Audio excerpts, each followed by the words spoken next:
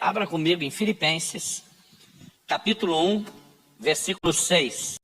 E o texto sagrado diz assim: estou certo de que aquele que começou boa obra em vocês há de completá-la até o dia de Cristo Jesus. Bom, o apóstolo Paulo, obviamente, está escrevendo pelo Espírito Santo. 2 Timóteo 3,16 diz: toda a escritura é inspirada por Deus. 2 de Pedro 1, 20 e 21 diz que homens santos falaram da parte de Deus, movidos pelo Espírito Santo. Romanos 15,4 diz que tudo quanto foi escrito para nosso ensino foi escrito. Então Deus não queria apenas que nós soubéssemos qual era a convicção, a certeza que Paulo carregava. Ao ser dirigido por Deus de comunicar a convicção que ele, no seu conhecimento de Deus, tinha, obviamente ele estava tentando impactar, influenciar e contagiar o coração dos irmãos da igreja de Filipos com a mesma certeza, com a mesma convicção. Eu normalmente gosto, diferente de só quando estou lendo a Bíblia, né? Quando estou num processo que eu chamo de meditação, eu gosto de pegar um texto como esse e procurar extrair aquilo que de prático Deus está tentando comunicar. E a verdade é que esse texto não exige de nós nenhum malabarismo de interpretação, né? A intenção comunicada aqui a respeito da disposição de Deus, ligada ao que Deus realmente costuma fazer, é muito clara. É a sua intenção, sua promessa, seu compromisso, a disposição de concluir aquilo que ele começou, de terminar aquilo que ele iniciou.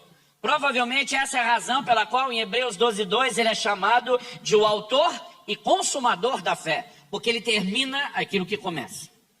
Agora, nós precisamos entender que isso não é apenas algo que Deus faz. O que Deus faz é visto nas Escrituras como uma extensão de quem Ele é.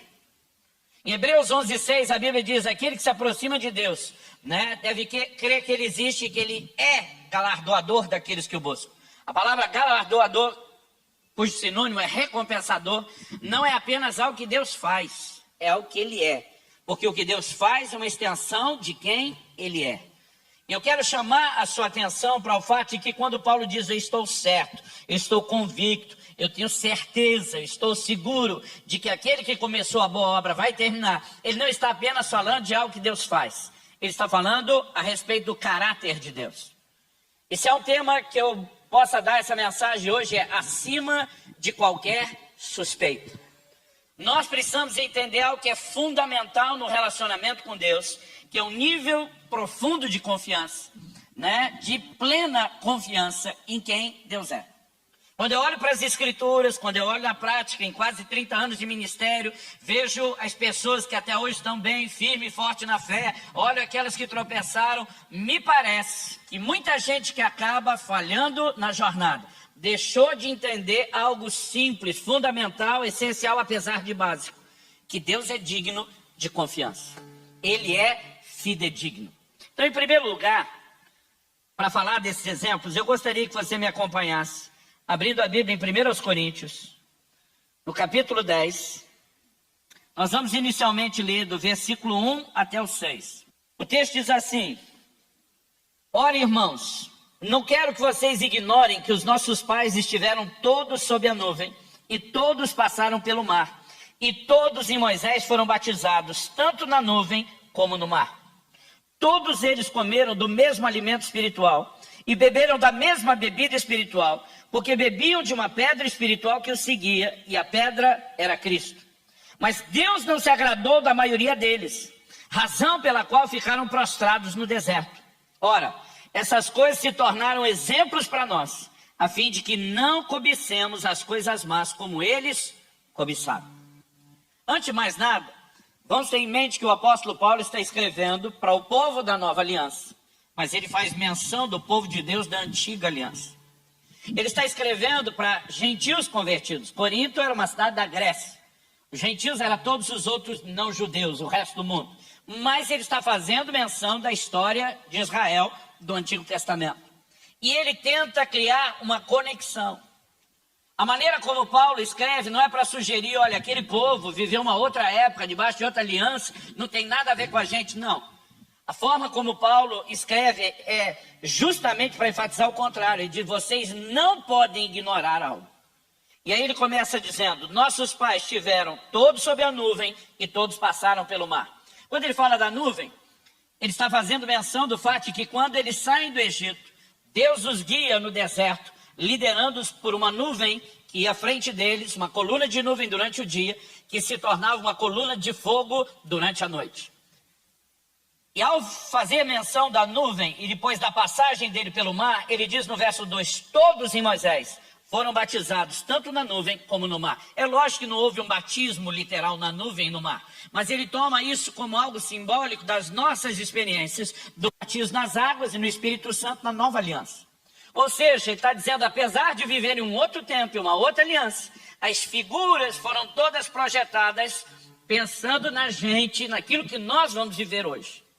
Depois, ele continua o paralelo e diz no verso 3, todos comeram do mesmo alimento espiritual e beberam da mesma bebida espiritual.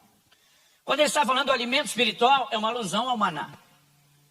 O maná, de acordo com o próprio Jesus, citando o livro de Deuteronômio, ele procedia da boca de Deus, era uma manifestação sobrenatural. No entanto, chegava de forma materializada para eles. Mas Jesus, na tentação do deserto, ele toma esse texto, ele faz uma aplicação em relação à palavra de Deus. Nem só de pão viverá o homem, mas de toda a palavra que sai da boca de Deus. Então Paulo está dizendo, o maná que eles comiam simboliza o alimento espiritual, a palavra que está à nossa disposição. E diz, eles beberam de uma bebida espiritual.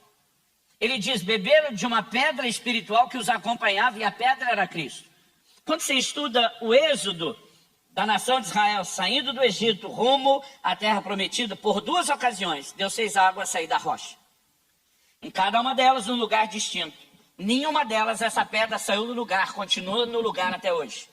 Mas quando fala deles bebendo de uma pedra, e que a pedra os acompanhava, ele está dizendo, aquela manifestação da água saindo da pedra é uma figura do que Cristo nos provê. E ele está dizendo o que com isso? Que há um paralelo de como nós também bebemos do Senhor.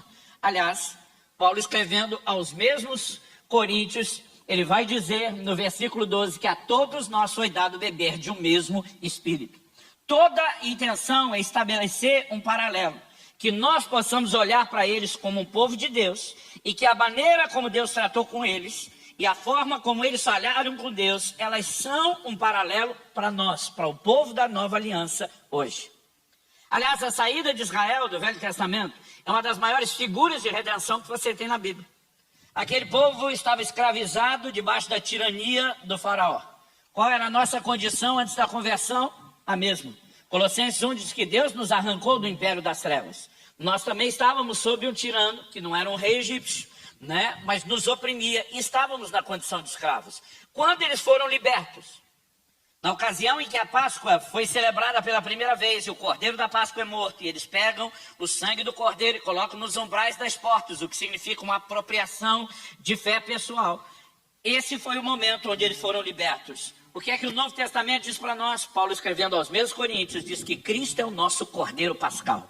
Ou seja, Cristo está para nós, como o cordeiro da Páscoa estava para eles. Como eles foram libertos com a morte daquele cordeiro, nós somos libertos com a morte de Jesus, para quem João Batista aponta o dedo e diz, esse é o cordeiro de Deus que tira o pecado do mundo.